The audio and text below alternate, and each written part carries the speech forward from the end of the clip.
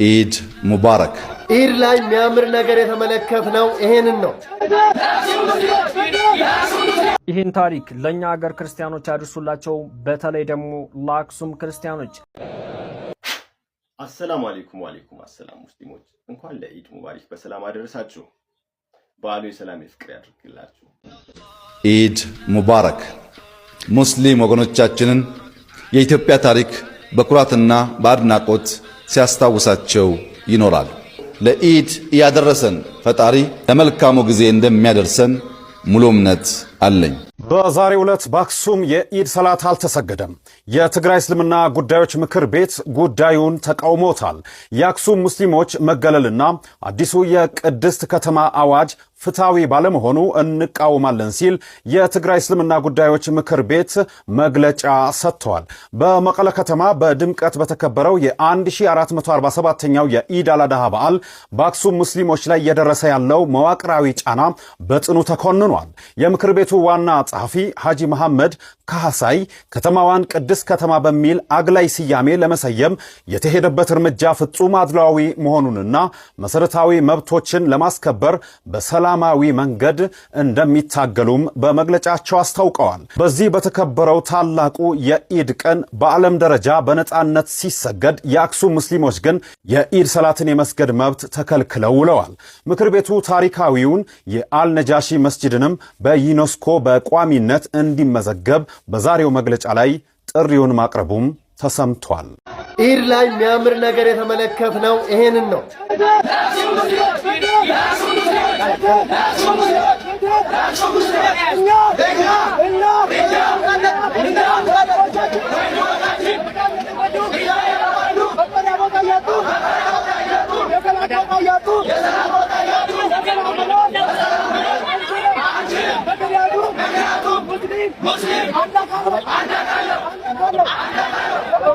ቪዲዮን ሼር አድርጉት። ኮሜንት ላይ ፍትህ ለአክሱም ሙስሊም እያላችሁ ጻፉ። ዛሬ በኢዱ ቀን የአክሱም ሙስሊሞች ስንቶቻችን አስታወስናቸው? የአክሱም ሙስሊሞች ለመጀመሪያ ጊዜ ዛሬ የኢድን ሰላት አልሰገዱም። በጣም ነው የሚያሳዝነው። ወንድሞቻችን ለአክሱም ወንድሞቻቸው ፍቅራቸውን አሳይተዋል። መቼም ቢሆን አንረሳችሁም። ይህን ታሪክ ለኛ ሀገር ክርስቲያኖች አድርሱላቸው፣ በተለይ ደግሞ ለአክሱም ክርስቲያኖች። እጅግ አስገራሚ ክስተት ነው። በዚህ ሳምንት በናይጄሪያ ውስጥ የተከሰተ አጋጣሚ ነው።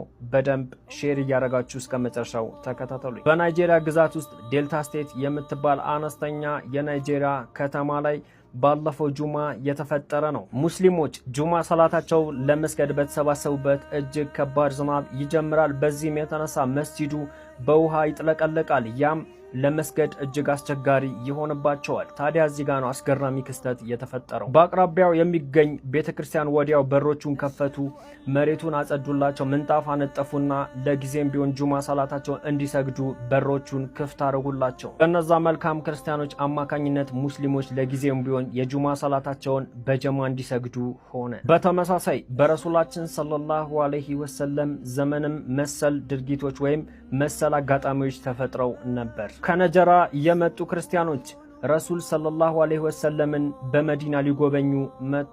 ስለ ሰላምም ከረሱል ሰለላሁ ዐለይሂ ወሰለም ጋር በሰላም በክብር በሚያምር ሁኔታ ከተወያዩ በኋላ የጸሎት ሰላታቸው ደረሰባቸው። እነዛ ክርስቲያኖች ጸሎት የሚያረጉበት ቦታ ፈልገው ስለነበረ የኛ ውድ ነብይ ረሱል ሰለላሁ ዐለይሂ ወሰለም በመስጂድ አልነበዊ እንዲሰግዱ ፈቀዱላቸው። ይሄ ነው መቻቻል፣ መከባበርና አብሮ መኖር ማለት።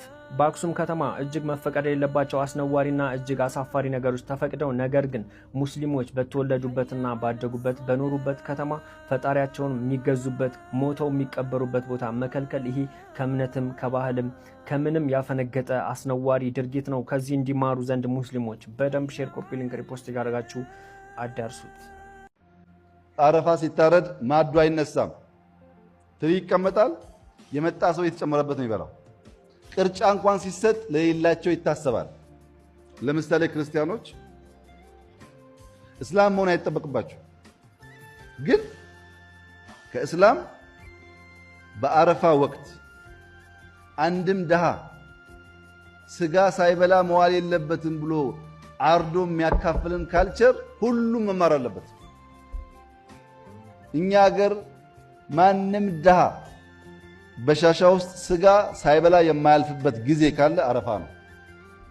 ይሄ በጣም ምርጥ ካልቸር ነው። እስላም መሆን አይጠበቅብህም፣ ተማር። በክርስትና ውስጥ በጣም የሚያጓጉ እንደዚህ የምንማራቸው ጉዳዮች አሉ፣ ተማር።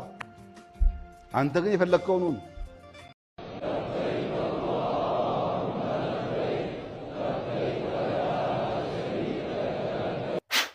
አሰላሙ አለይኩም ወአለይኩም አሰላም ሙስሊሞች፣ እንኳን ለኢድ ሙባሪክ በሰላም አደረሳችሁ። በዓሉ የሰላም የፍቅር ያድርግላችሁ።